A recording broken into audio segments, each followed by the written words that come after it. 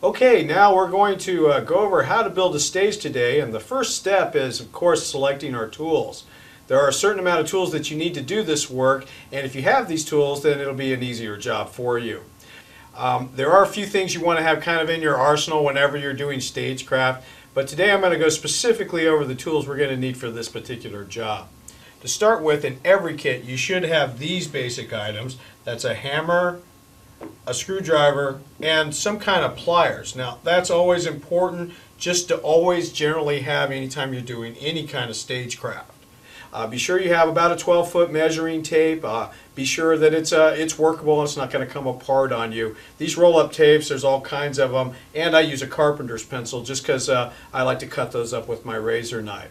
Now we're going to be doing some cutting, so once we get everything measured out, you want to be sure and get your skill saw. Now I like this one because it's portable. It does have a battery that fits in here, just like it does with my drill. It came together in a combo, and then that way I can move with it. Now not all of them are portable. Just be sure that it's capable of cutting 2x4s and that you have a good sharp blade.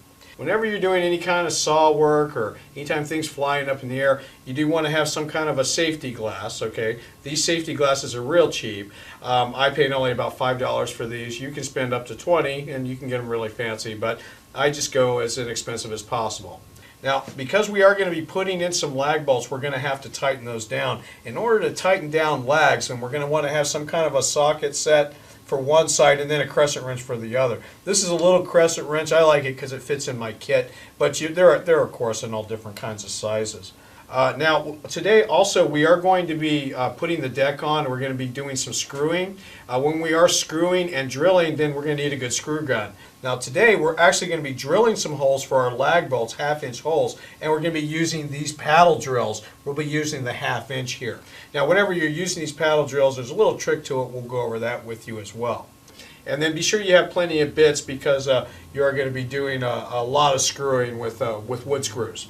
To save time, instead of doing a whole roller setup with a lot of cleanup, we want to do something quick. It's kind of a smaller job for painting, so we just have a good 4-inch brush that handles a lot of paint for us, and a 4-inch will do the job very effectively.